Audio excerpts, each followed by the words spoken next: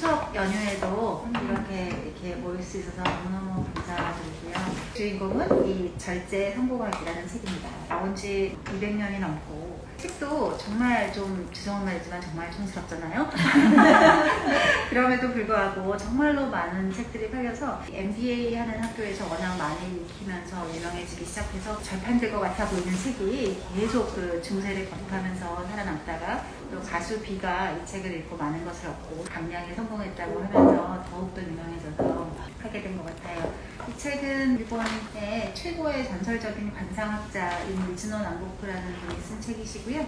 1700년대 말서부터 1800년대 초까지 75세를 사시면서 했던 거고 18살에 벌써 감옥에 가게 돼서 감옥에서 본 사람들하고 너무 좀 다르게 생겼다는 거를 깨닫고 감옥에서 나온 다음에 스님을 찾아가니까 스님께서 너무 상이 안 좋으니까 이 1년 동안 이 보리하고 흙만 먹고 식사를 하러 하면 내가 받아주겠다. 출가라는 게 그렇게 쉬운 것이 아니다. 라고 해서 이분이 1년 동안 이제 바닷가에서 진군을 하면서 굉장히 또 거친 삶이었지만 보리하고 흰국만 먹으라는 그 약속을 잘 지켜서 다시 그 스님을 찾아갔더니 그분께서 완전히 상이 바뀌었다고 하면서 어떻게 무슨 생명을 구하기라도 했나 무슨 덕을 쌓았나라고 했더니 생명을 구한 적은 없지만 식사를 결제했다. 이분이 출가하는 것보다 오히려 이 상을 보는 것에 관심이 생겨서 이거를 하기로 하고 3년 동안 머리 만지는 사람을 보면서 얼굴을 보고 3년 동안 목욕 편하면서 몸을 보고 3년 동안 화장터에서 죽은 사람의 불격과 상을 보면서 도합 9년 동안 사람의 모습을 수업하고 또 그러면서 한 번도 쉬지 않고 이 절식을 하면서 깨달은 것들을 한 번도 틀린 적 없이 라고 합니다. 평생 동안 하루에 보리 한 옥반, 술 한 옥, 반찬은 1탕 1채. 그래서 그 작은 잔 3잔만 하루에 3번 먹고 그렇게 건조하게 먹었더니 이분이 상에 대해서 남긴 많은 책들이 아주 전설적인 책으로 남아 있습니다. 그리고 이 책은 모든 성공이 인생을 절제하면서부터 완성된다는 것을 가르쳐주고 또 가르쳐주고 싶어서 말씀하신 것 같고요. 이 책을 보고 한 번 보고 평가하거나 어떤 부분적인 것에 집중하지 말고 3번 읽고 책을 평가해 주길 바란다고 저자가 앞에서 말씀하셨습니다. 그래서 이제 많은 분들이 이분을 찾아와서 물어보고 이분이 답을 하시는 그런 형태로 되어 있고요. 이분이 정말 돌아가실 때는 뭐 말할 수 없는 재산과 어떤 직위를 가졌지만 죽는 날까지 그런 보리 한 옥과 그 작은 술잔 한 잔 이렇게 한 끼에 그만큼씩만 먹고 1탕 1채를 하는 거를 흔들리지 않았기 때문에 끝까지 눈이 흐려지지 않고 잘 볼 수 있었다고 합니다. 이걸 보면서 18세기 말 그리고 19세기 초에 일본이 어떻게 살았었는가를 이 책을 보면서도 알 수 있었던 것 같아요. 사실 1700년대 말, 1800년대 초는 사실 유럽도 정말 못 살고 굶주리는 게 정상이고 굶주리지 않는 게 매우 예외적이었던 상황이었었는데 여기서 보면 많은 분들이 자수성가한 얘기들이 참 많이 나오죠. 자수성가했다가도 망하고 또 지금 어렵다고 하는데도 곧 자수성가할 수 있다는 거를 이렇게 발언적으로 말하고 이 자수성가라는 것이 사실 인류의 역사에서 참 아주 최근에 있었던 일인데 일본은 벌써 이때도 많은 사람들이 그런 것을 당연시하게 여길 수 있을 만큼 많은 것이 있었구나. 그리고 우리가 지금은 이렇게 밥을 적게 먹으시오 라는 것이 굉장한 화두고 모두가 공감하고 진짜 그런 거지만 사실 전 세계가 지금도 전 세계에서 밥을 적게 먹는 거를 고민하는 나라가 사실 아주 선진국에서만 있을 수 있는 것이고 우리나라도 이렇게 비만을 걱정하게 된 게 사실 얼마 안 된 건데 사실 이렇게 200년 전에 벌써 이렇게 밥을 적게 먹으라는 것에 대해서 이렇게까지 강조하고 있는 걸 보면 그 당시에 일본이 어떤 경제 상황이나 사람들의 어떤 생활 문화가 어떠했는지를 볼 수 있다는 생각을 했습니다. 첫 문장서부터 쭉쭉 52가지의 질문이 있고 그 52가지의 답이 있어서 제가 생각하기에 1년 52주를 이렇게 한 건가? 그래서 우리 왜 진짜로 보통은 책을 이렇게 쭉 읽고 말지만 이 책은 정말 뭐 어디든 뭐 이렇게 그야말로 뭐 화장실이든 뭐 아니면 뭐 현관이든 어디든 놓고 이렇게 하루에 한 장씩 다시 읽어도 참 좋겠다. 아무 생각 없이 아무데나 펴서 하루에 한 페이지 읽어도 정말 마음을 뜨끔하게 하는 그런 말이겠다 싶었습니다. 그래서 읽고 그냥 치워버리지 마시고 어딘가에 꼭 잘 보이는 데 두서 아무데나 이렇게 펼쳐볼 수 있는 책이 되었으면 좋겠습니다. 첫 질문서부터 굉장히 뜨끔한데 어떤 사람이 질문하기를 나는 재주가 많아서 다른 사람의 부러움을 많이 받고 있는데 아직 성공한 일은 하나도 없다. 그러니 나한테 어울리는 직업을 알려주시겠습니까? 라고 물었을 때 왜 성공하지 못하는 줄 아시오? 왜 나은 한구석이 허전한 줄 아시오? 라고 다시 되물으시면서 그거는 진정으로 혼신을 다해서 일할 마음이 없기 때문이요. 사람의 한계를 이루지 못했다면 그거는 100년을 산다는데 무슨 소용이 있겠어.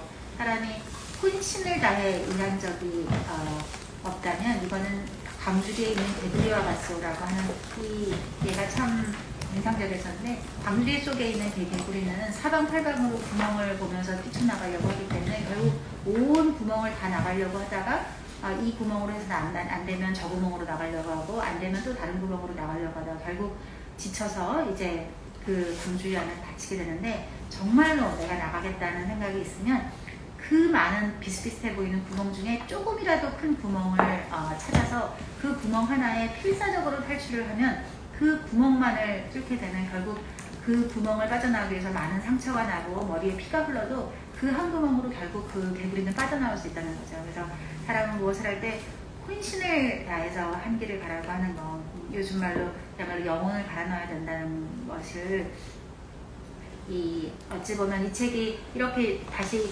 계속 이 중세를 거듭할 수 있었던 것도 비즈니스 스쿨 MBA에서 굉장히 이제 유명해지면서 한 건데 우리 모든 사람들이 다 성공을 꿈꾸지만 거기서 정말 우리가 과연 내가 하는 일에 혼신을 다한 적이 있는가라고 하는 것을 첫 번째 답으로 해주고 계십니다. 그리고 두 번째는 가난과 실패가 있을 때 내가 어떻게 하면 좋겠는가, 왜 자꾸 나는 성공의 문턱에만 가면 주저하는가라고 할 때 이분의 여기서도 마찬가지로 사소한 일 하나를 쉽게 생각하지 않는 것이 성공의 길이요 라고 해서 우리가 보통은 큰 일은 막 열심히 잘할 각오도 되어 있고 내가 큰 일은 참 잘하는데 라고 생각하지만 결국 모든 것은 쉬는 디테일에 있다는 말처럼 정말로 사소한 일을 끝까지 최선을 다하는 것이 성공의 지름길이다 라고 또 말씀해 주고 계십니다. 그리고 큰 뜻을 이루기 전에 시련이 온다. 그래서 우리가 왜 나한테만, 요즘 나한테 왜 이러세요? 하느님 저한테 왜 이러시는 거예요? 라고 하늘을 원망하기 쉬운데 하늘이 반드시 시련을 내리는 이유는 그 큰 뜻을 더욱 단단하게 하려 함이요 라고 해서 어찌 보면 여기 나오는 많은 말씀이 뭐 논어나 불경이나 어찌 보면 신기할 만큼 성경에 나오는 말들도 굉장히 여기에 똑같은 말들이 참 많은 것 같아요. 아무리 듣고 또 들어도 어찌 보면 정말 모든 그 가르침은 다 똑같은 거 아닌가. 진짜로 뭐 힌두의 경전을 읽을 때도 정말 이 성경하고 진짜 비슷하네라고 하는 걸 느낄 수 있을 만큼 이 유교에서나 불교에서 또 기독교에서 말하는 것들과 굉장히 유사한 말인데 그걸 좀 더 실전적으로 한 것 같습니다. 그야말로 이 노력이 하늘에 닿으면 결국 그 모든 것은 다시 자신에게 돌아온다는 것을 잊지 말라고 하고 있습니다. 잡기에 능한데 나는 또 왜 성공을 못하냐 라고 하는데 여기서도 잡기는 그냥 놀이에 불과한 것이기 때문에 무언가를 정말로 부지런히 종사해야 되는데 이때 제일 중요한 것이 아침에 새벽에 일어나서 떠오르는 태양을 맞이해야 그 기운을 받을 수 있고 또한 부하가 있는 사람은 항상 아랫사람보다 먼저 일어나야 하오라고 답하셨습니다. 그리고 성공을 하려면 어떻게 하면 성공할 수 있습니까? 라고 물었을 때 이 성공하려고 마음만 먹고 행동이 따르지 않으니 되지 않고 성공의 여부는 결국 스스로를 어떻게 다스리냐에 달려있다는 것, 그리고 모든 일에 겸손하고 자신에게 엄격한 규율을 만들어야 한다는 것입니다. 그래서 10명의 노력을 하면 10명만큼의 성공을 할 것이고 10,000명의 노력을 혼자서 다 해낸다면 만인의 성공을 합쳐놓은 것까지 될 것이니 내가 얼마만큼 노력한 것이 곧 성공의 크기가 될 것이라고 말하고 있습니다. 그래서 보통 한참 일하다 보면 도대체 나는 사람의 몇 배를 하는데 왜 항상 이 모양인가 하는데 그 몇 배 갖고는 안 되고 정말로 만인의 노력을 곱한 것만큼 그렇게 하겠다는 마음으로 하다 보면 성공하지 못할 일이 없다. 그런 것 같습니다. 그리고 돈은 소중히 여기는 사람한테 간다. 세상 만물이 다 자기를 소중하게 여기는 사람을 좋아하기 때문에 이 돈도 마찬가지인데 돈이라는 것은 이렇게 생명체 같은 거라서 천하를 돌아다니면서 모든 것을 이어주는 역할을 하고 있는데 그래서 아무리 적은 돈이라도 절대로 헛되이 사용하면 안 되고 돈이 나갈 때는 다시 잘 내게로 다시 돌아와서 오랫동안 머물기를 바라는 마음 그리고 절대 돈을 쓰지 말라는 말이 아니라 귀하게 쓰라는 그런 뜻을 말하고 있습니다. 좋지 않은 단어가 하나도 없는데요. 약간 처음부터 끝까지 어떤 질문을 해도 기승전 절제입니다. 그것도 그냥 절제가 아니고 엄격한 절제. 그리고 무엇을 절제하느냐? 음식을 절제하라고 하는 겁니다. 그래서 정말로 질문은 많이 나오지만 엄격한 절제에 대해서 말하고 있는데 이분이 맨 마지막에 클로그에서 쓴 말을 보면 그런 말이 있어요. 본인이 처음에는 정말 공부를 많이 해서 꽤 상을 잘 본다고 이제 생각하고 자만을 하기 시작했는데 처음에는 그 중에 몇 명이 틀리는 것을 보았습니다. 분명히 이 사람은 가난할 운명이었는데 부자가 되는 사람도 보았고 분명히 부자 될 사람이었는데 가난하게 되거나 또 죽을 사람이 살거나 이런 것도 장수할 사람이 요절하는 것을 보면서 이 운명학자로서 그 본인의 말이 틀린다는 것이 너무 괴로워서 굉장히 이제 다시 연구를 한 끝에 그 수행 끝에 알게 된 것이 우리 인간의 길흉의 근본이 식사에 있음을 알게 되어서 그 다음에 식사에 대한 것을 그 사람이 식사를 어떻게 대하는지를 알고 나서 보고 나니 본인의 이 어떤 상의 결과가 틀린 적이 한 번도 없었다. 그래서 본인이 아무리 이제 이렇게 성공하고 이루 말할 수 없는 재산을 모았지만 그래도 절대로 쌀은 떡으로라도 먹지 않고 하루에 보리밥 3그릇, 하루에 작은 술잔 3잔 그리고 일탕일체를 하는 것으로 했더니 틀림이 없었다. 그래서 세상에 큰 뜻을 펴고자 하는 사람은 단 하루만이라도 음식을 절제해 주기 바란다 라고 에필로그에서도 간곡히 말하고 있습니다. 그래서 이 중간에 보시면 왜 그럼 음식이 중요하냐, 그러면 음식이 곧 생명이기 때문입니다. 우리가 쌀 한 톨을 버리면 이 쌀 한 톨만큼을 생명을 구하는 것이 아니라 그 쌀 한 톨이 땅에 떨어지면 이것이 정말로 몇 년만 지나면 몇백 섬의 그런 이 쌀이 되기 때문에 그 쌀이 생명으로 다시 재탄생되는 것을 내가 오늘 먹은 한 알의 쌀로 인해서 줄어드는 것이라서 내가 어떤 방생을 하는 것보다 우리가 오히려 방생을 하면서 굉장히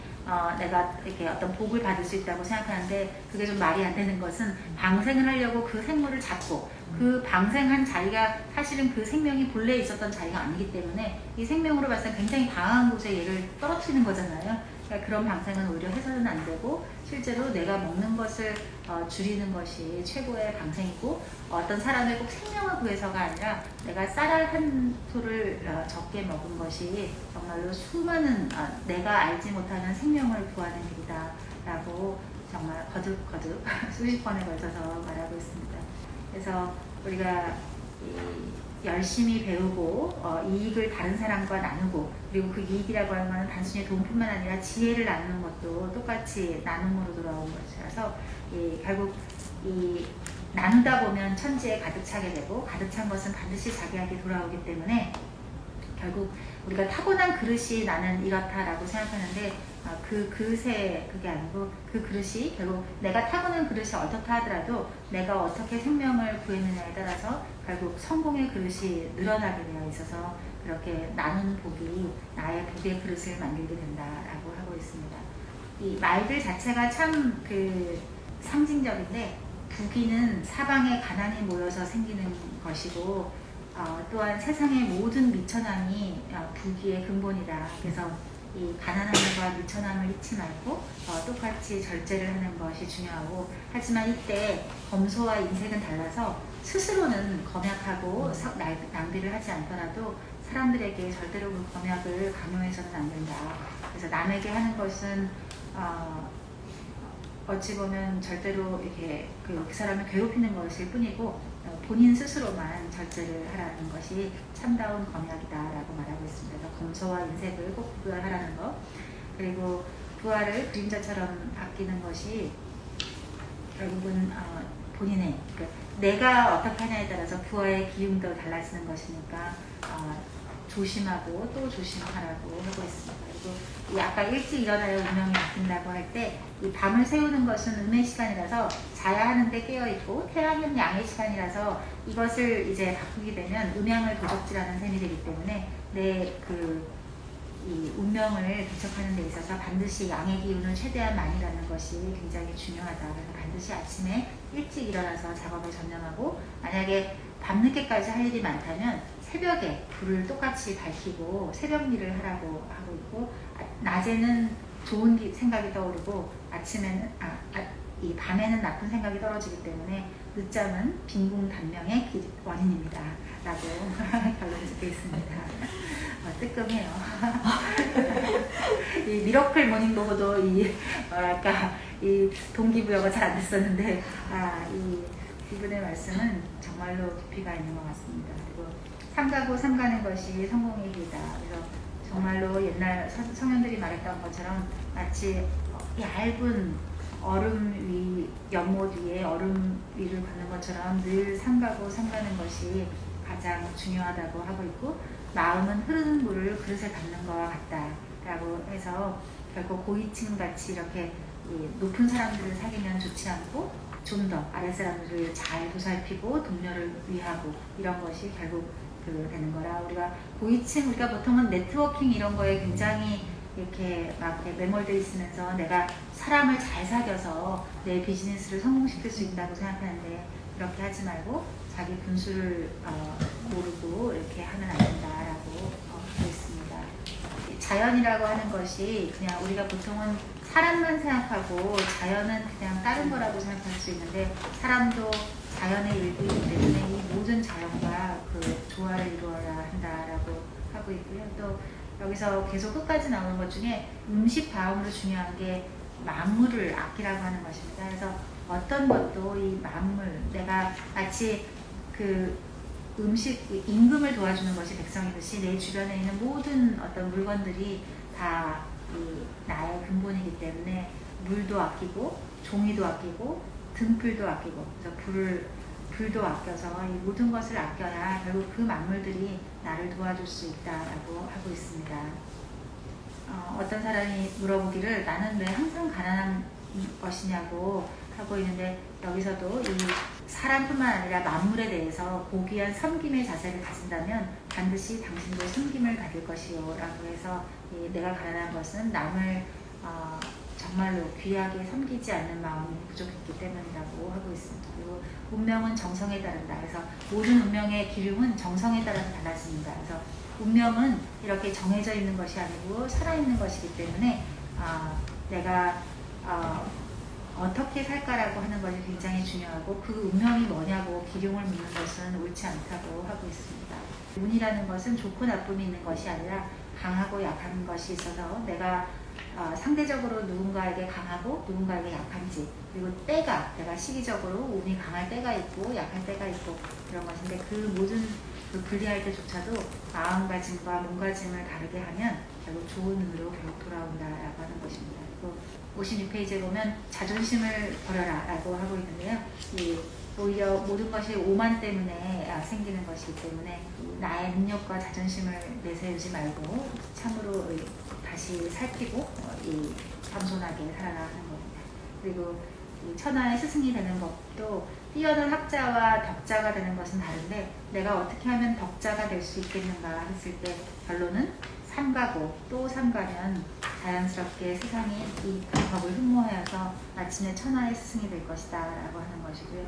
만약 천하의 이치를 깨닫지 못하면 늙어서 비단 옷을 입은 거짓골이 되는 것이다. 그래서 결국 인생의 목표는 천하의 이치를 깨닫고 죽는 것이라서 그리스의 모든 철학에서도 결국 가장 중요한 것이 이 이치를 깨닫는 것, 로고스를 깨닫는 것이라고 했을 때, 여기도 똑같이 이 천지의 이치를 깨닫는 것에 일생을 바치는 것이 중요하다. 그래서 천지의 이치를 깨닫게 되면 그 다음에는 아무것도 막을 것이 없다라고 하고 있습니다. 그리고 누구의 도움을 받을 생각을 하지 말고 음식을 절제하고 검소한 생활을 하면 하늘이 돕는다라고 하고 있고요.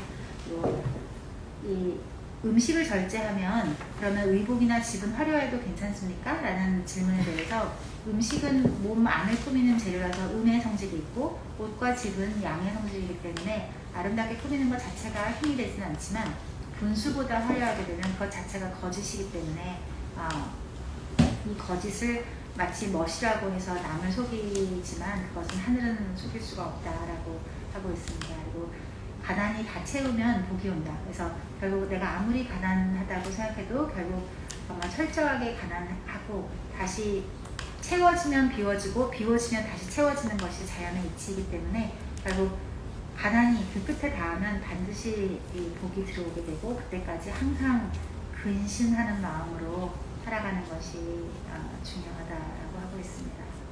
제일 충격적인 말은 이 64페이지였던 것 같아요.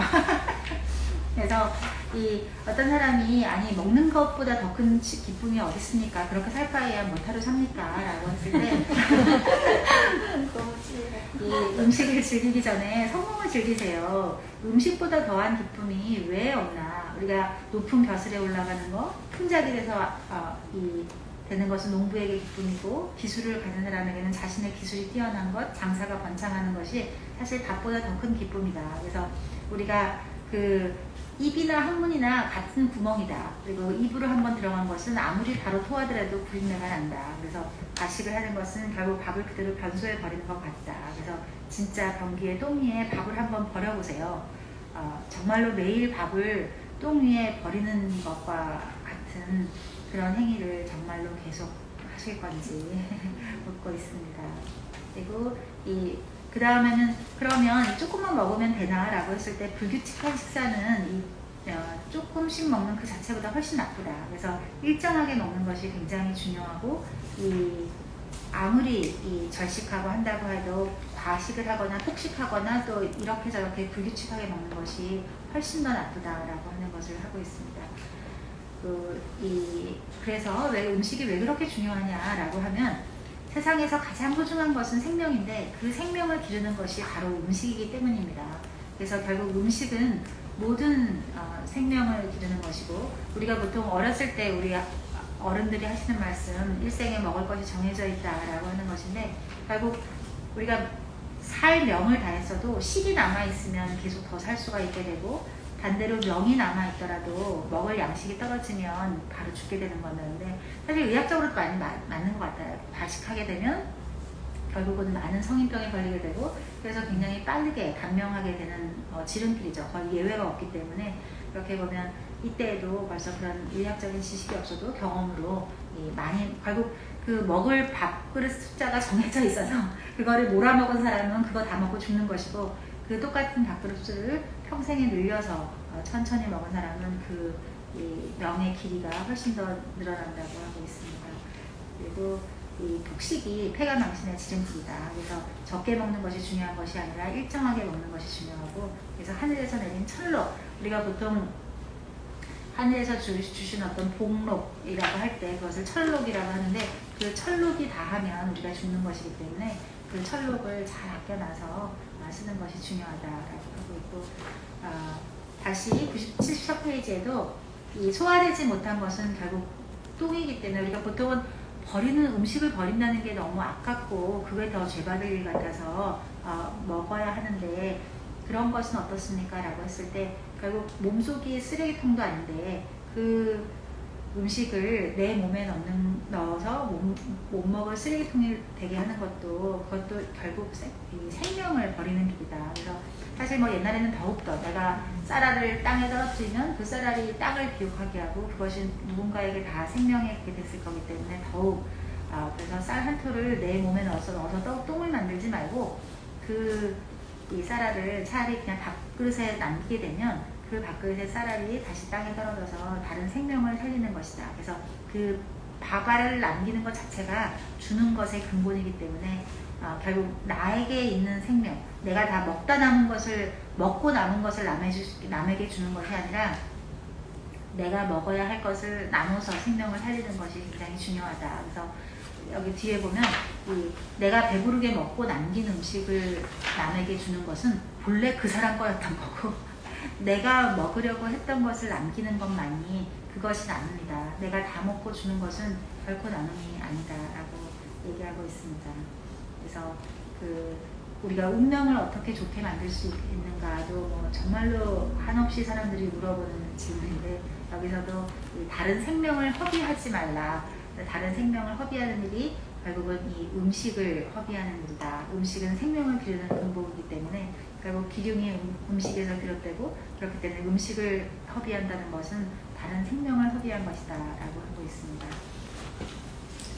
또 어떤 사람이 나는 이렇게 거친 일을 많이 해야 되기 때문에 음식을 많이 먹어야 되는데 그럼 어떻게 해야 되냐라고 했을 때, 우리가 겉으로는 스스로의 힘으로 일을 하는 것 같지만 진실은 음식이 일을 대신해주고 있는 거다.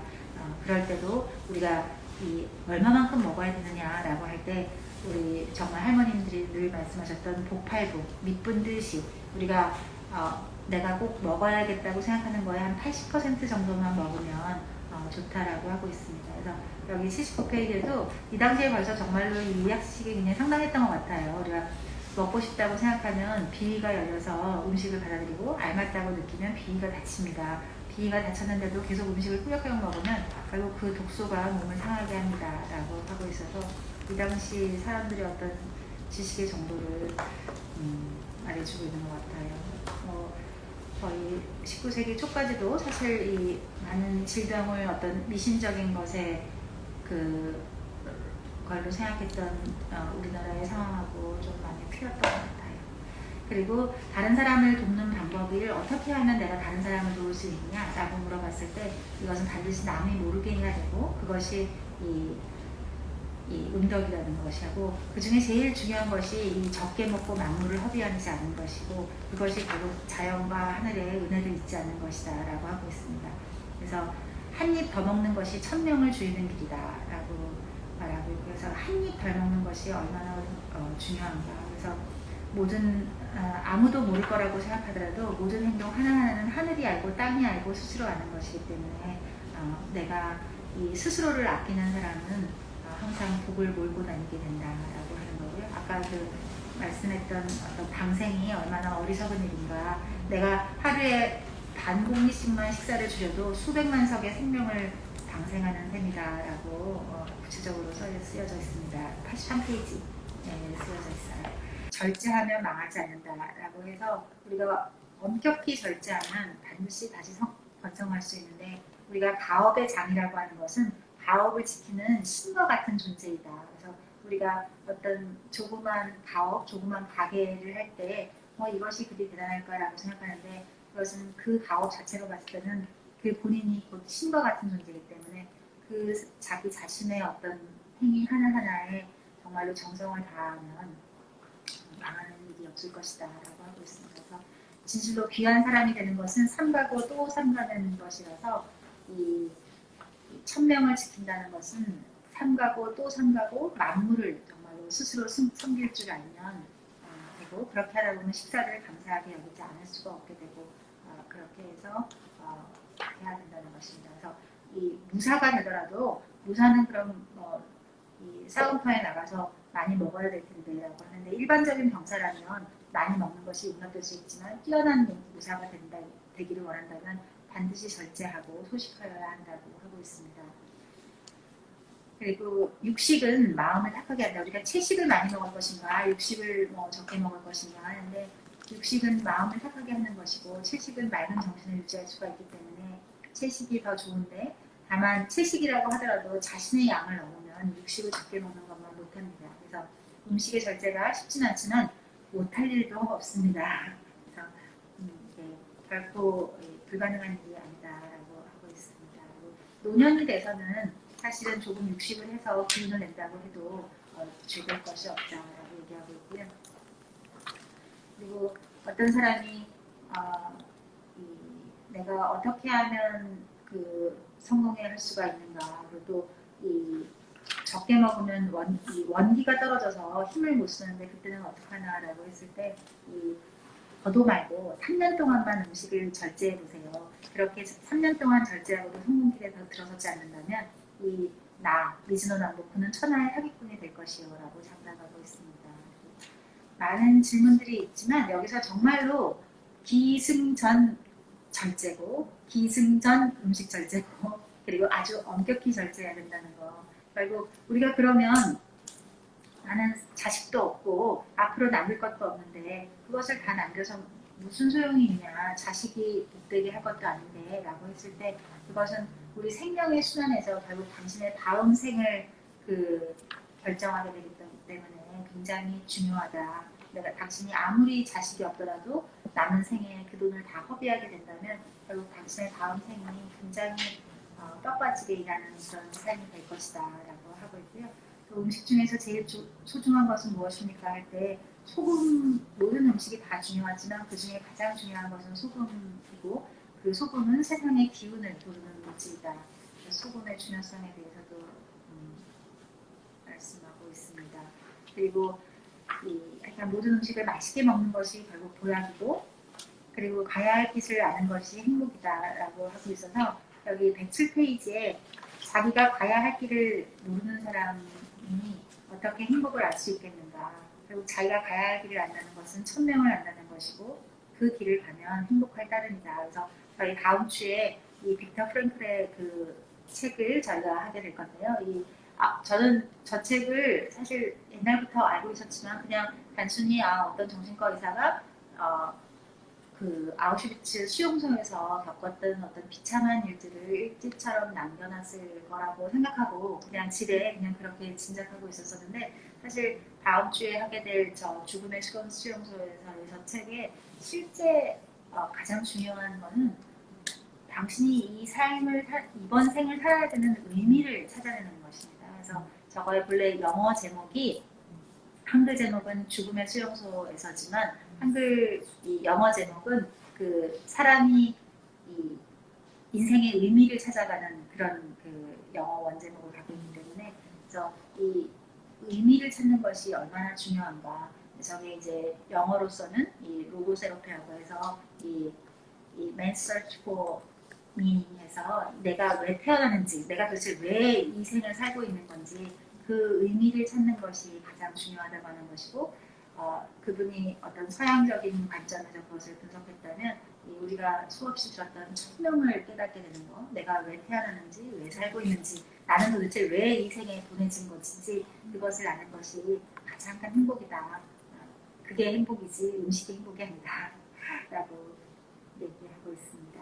그리고 무병장수하는 법은 우리가 마음을 임금이라면 음식은 신하라고 볼 수 있고 육체가 집이라면 마음은 그 집에 살고 있는 주인입니다. 라고 해서 108페이지인데 결국 주인인 마음이 집인 육체를 더럽히지 않으면 그 사람은 죽을 수밖에 없는 것이고 또 이 임금이 훌륭하면 신하도 이 충성도가 높지만 반대로 또 훌륭한 신하를 둔 임금은 성군이 될 수 있습니다. 라고 해서 음식이라는 신하가 이 마음이라는 임금을 살릴 수도 있다는 것을 말하고 있습니다. 그래서 우리가 수명을 어떻게 자기가 길게 늘릴 수 있냐라고 하는데 우리가 1년을 조심하면 1년 더 살고 10년을 조심하면 10년의 수명을 연장할 수 있습니다. 라고 하는 것이고 본인이 젊었을 때 정말로 스승을 찾아서 전국을 돌아다녔는데 찾을 수 없다가 우연히 25살에 선수를 배우게 되었는데 그때만 해도 제가 요절할 관상이었지만 매일 아침 떠오르는 태양을 바라보며 기도를 한 이후에 본인이 되었다고 하고 111페이지에 나오는 말이고요. 하지만 태양을 바라보는 시간이 아주 잠깐이어야 하며 낮에는 해서는 안 됩니다. 라고 얘기하고 있습니다. 그래서 이 선술은 비인부전이라 올바르지 않은 사람한테는 가르침을 줄 수 없다라고 하는 것인데 완전 내 몸의 절제를 익혀야 그러한 가르침을 받을 수 있는 상태가 되는 것이 아닌가 하고 있습니다. 그리고 음식으로 병을 고칠 수 있고 정신병조차도 정신이 온전하면 고칠 수 있다고 하고 있고요. 술을 어떻게 절제하냐라고 하는 거에서 술도 결국은 음식이기 때문에 똑같이 절제해야 된다는 것입니다. 그리고 우리가 보통 이태백은 그렇게 술과 고기를 즐겼는데 뭐 훌륭한 사람이 되지 않았냐라고 했는데 이분의 뜻은 이태백은 현인이라기보다는 그냥 재기가 뛰어난 사람이라고 생각하고 하지만 그런 리테백도 술 100잔에 시 100편을 지었다고 하니 거꾸로 말하면 술 한 잔에 시 한 편인데 만약 당신이 술 한 잔에 시 한 편을 지어야 된다면 어찌 함부로 마구 먹을 수가 있었겠습니까? 결코 무절제한 것이 아니다라고 하고 있습니다. 그래서 찌르면서 우리가 술 풀 때 우리가 술 한 잔에 이걸로 내가 내 몸에 들어간 술 한 잔으로 무언가를 이렇게 만들어낼 수 있는 그런 마음가짐으로 그 귀한 술을 먹었나 하는 생각도 해봤습니다. 그리고 이 간절한 소망은 이루어지는 거라서 결국 그 신은 정직한 사람의 머리 위에 계신다. 근데 내가 왜 나는 열심히 정직하게 사는 것 같은데 안 되나 그러면 정말로 밥을 정말로 반 공기만 줄이게 되면 그 반 공기가 신이 받으시고 그것이 생명을 살리는 것이 돼서 결국 나한테 반드시 이루어져서 작은 소망은 1년에서 3년이면 이루어지고 큰 소망은 10년이면 충분히 달성할 수 있다라고 하고 있습니다. 사실 말이 쉽지 10년을 한 가지 일을 진짜로 혼신의 힘을 다하기가 쉽지 않아서 그렇지 사실 그 어떤 일이라 해도 10년을 혼신의 힘을 다하면 사실 큰 성공은 이루지 못한다고 하더라도 의미 있는 성공은 다 이룰 수 있지 않을까 반성해봤습니다. 그리고 또 이 죽을 때 모습을 보면 어떻게 살았는지를 알 수가 있습니다. 죽을 때 만약 괴로운 마음이 있다면 결국 다가올 생에도 괴로운 마음으로 다음 생을 가져가게 됩니다. 그래서 반드시 현생에서 음식을 절제해서 이 나의 천지를 이루는 것이 나의 내생에도 도움이 됩니다. 라고 하는 거고요. 자식에게 물려줄 것이 무엇이 있는가라고 할 때 절대로 이 재산을 넘겨줘서는 안 되고 절제하는 모습을 자신에게 남겨주는 것만이 가장 큰 재산을 남겨주는 것이다 라고 하는 거고요. 이 무릇 깨달은 사람은 이 거친 음식을 먹고 물만 마셔도 즐거움이 있고 이것을 바로 이 자식에게 보여주는 것이 중요합니다. 그래서 세상의 모든 실력과 천진성은 스스로 드러나기 때문에 노력이 쌓여서 몸 안에 신명을 발동하는 것이 바로 능력입니다. 그래서 노력이 쌓이면 결국 드러나지 않을 수가 없다라고 해서 스스로 열심히 준비하시라 합니다. 그리고 이 만물을 소중하게 절제하는 것이 왜 중요하냐라고 했을 때 육체는 사라져도 마음은 남는 불생불멸이기 때문에 인연과 인과를 기억합니다. 인연은 원인을 만드는 것이고 인과는 그 원인을 갚는 것입니다. 그래서 나쁜 업보를 남기지 않도록 만물을 소중하게 절제하면 이 하늘이 반드시 스스로 돕게 될 것이다. 반드시 몸가짐을 바르게 하라는 것입니다. 그리고 자신의 자녀의 운명은 결국 부모가 하기 나름이기 때문에 부모가 절제하는 모습을 보여주는 것이 가장 큰 어떤 유산이다라고 하고요. 이 세상은 날마다 새롭게 변한다. 그래서 보면 130페이지에 이 스스로 덕을 배우고 몸을 산다는 것이 우주의 이치에서 가장 첫 번째 일입니다. 그래서 만물을 사랑하여 온 세상이 자비와 사랑으로 가득 차게 하는 것입니다. 그래서 만물을 사랑하는 것이 결국 자비와 사랑을 베푸는 것이고 또 베푸는 것이 곧 얻는 것이기 때문에 이 한시도 그것을 잊어서는 안 되고 모든 덕은 천지자연에서 나오는 것이지 나로 인해서 되는 것이 없습니다. 그리고 세상 만물은 날마다 새롭게 변하는 것이라서 한순간도 멈추지 않기 때문에 이 변화한다는 것을 깨닫지 못하는 사람이 못하다 보면 자기 분수를 잃어버리게 되고 행동하게 된다는 것입니다. 그래서 이 133페이지에 절제, 스스로 멈출 줄 아는 것이 최고의 성이며 만물을 다스리는 근본이치입니다. 정말 스스로 멈출 줄 아는 것. 어찌 보면 꼭 음식뿐만 아니라 우리가 어떤 성취에서도 이 박수 칠 때 떠나라라는 것처럼 스스로 멈출 줄 아는 것. 조금 여담으로 우리가 의사도 훌륭한 의사의 가장 중요한 덕목이 언제 멈출 줄을 아는 거거든요. 우리가 수술을 할 때도 80점짜리 수술을 하는 게 가장 큰 명언입니다. 100점짜리 수술을 하려다가 큰 재앙을 맞게 되고 또 환자를 이렇게 해서 더 좋게 하려고 하다가 항상 큰 재앙을 맞는 것이 한 번도 예외 없는 것이기 때문에 반드시 아무리 환자가 원하고 아무리 이렇게 보면 좋을 것 같아도 언제 그만둬야 하는지 그것을 아는 것이 결국 분야를 막론하고 어떠한 상황에서도 중요한 것 같습니다. 그래서 133페이지 절제, 스스로 멈출 줄 아는 것이 최고의 선이다 라는 말이 정말로 가슴에 오랫동안 머물렀습니다. 수신의 지혜는 보시면 이니에지신 같은 것이 있는데 이것은 사실 하나도 어려운 것이 아니다. 생명은 하늘의 은혜로 만들어지고 땅의 지혜로 길러지기 때문에 이 천지의 은혜를 안다면 이니에지신을 지는 것은 하나도 어려운 게 아니고 너무나 당연한 것이다 라고 하고 있고요. 그리고 136페이지에 보면은 상에는 유상과 무상이 있다. 유상은 보이는 것이라서 사람 되게 쉽게 생각하고 무상은 안 보이는 것이라서 어렵다고 생각하지만 실제로 이 형체가 있는 것은 반드시 사라짐이 있고 그것을 우리가 법이라고 한다. 이 법자가 한자로는 물 숫자의 갈것자이기 때문에 무르르듯이라고 하는 어떤 그런 법, 어떤 세상의 이치를 말하는 것이죠. 그리고 무상한 것은 형체가 없어서 모든 것이 명명백백한데 오히려 형체가 없기 때문에 실제로 이 움직임을 알기가 매우 어려워서 그것을 묘하다라는 한자를 쓰게 되는 것입니다. 그래서 이 마음의 묘, 몸의 법, 마음은 묘라는 표현을 쓰고 몸은 법이라는 것을 알게 되는 천지의 이치를 알고 보면 이 묘법을 잘 이해할 수 있다라고 하고 있습니다. 그래서 마음은 무엇이 묘이고 무엇이 법인가 하는 것에 우리의 마음과 몸이 그것에 각각 대응된다고 하고 있습니다.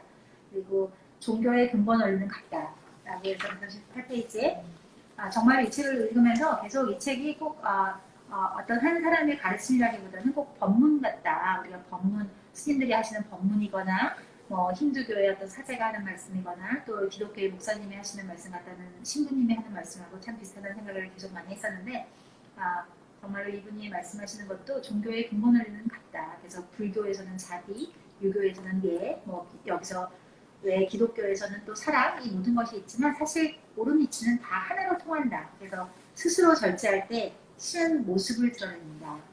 라고 해서 정말 이 명언인 것 같아요. 우리가 항상 신과 함께 할 수 있다면 스스로 절제할 때 비로소 신이 그 모습을 드러내신다라고 하고 있습니다. 그래서 세상 모든 것에는 신이 깃들어 있다. 그래서 만물이 신이고 신이 만물입니다. 그래서 제가 이 바그바드 기타를 우연히 읽었는데 거기서 정말로 아주 그 기억에 남는 말이 이 만물이 신이고 신이 만물이다라는 말이 있었거든요. 그래서 우리가 하나하나 아주 작은 것을 대할 때 그 아주 작은 미물에도 여기에 신이 함께 있다라는 것을 안다면 어찌 그것을 함부로 대할 수 있겠는가 하는 그런 것이 있었습니다. 그리고 운명학의 비결은 운명학을 어떻게 공부하고 싶으냐라고 하는 것도 결국 스스로 절제해야 운명의 좋은 운명학자가 될 수 있고 그리고 기lum을 모르는 운명학자는 운명 도적이다 라고 표현하고 있습니다. 맨 마지막 145페이지에 보면 운명은 정해진 것이 아니다. 우리가 항상 비흉을 알고 싶어하고 내가 비한지 흉한지 이런 것을 알고 싶어하지만 실제로 사람이 태어나서 만물의 법칙을 아는 것이 삶의 근본이다. 결국 천지의 이치를 알아야 하는 것이고 하지만 그것을 아무리 안다고 해도 행동으로 옮기지 않으면 아무 소용이 없는 것이고 그 행동이 결국 식사의 절제이고 그래서 우리가 사람으로 태어나서 만물의 법칙, 천지의 이치를 알고 그것을 행동하기 위해서 식사를 절제한다면 실제로 이루지 못할 것이 없고 하늘이 나를 도울 것이다라는 겁니다. 식사를 무절제하게 하는 사람은 등불 없이 치죽 같은 밤길을 걷는 것과 마찬가지라고 경고하고 있습니다. 그래서 음식이 결국 운명을 좌우하게 되고 세상에 큰 뜻을 펴고자 하는 사람은 단 한 끼만이라도, 단 하루만이라도 음식을 절제해 달라고 하고 있습니다. 이상입니다.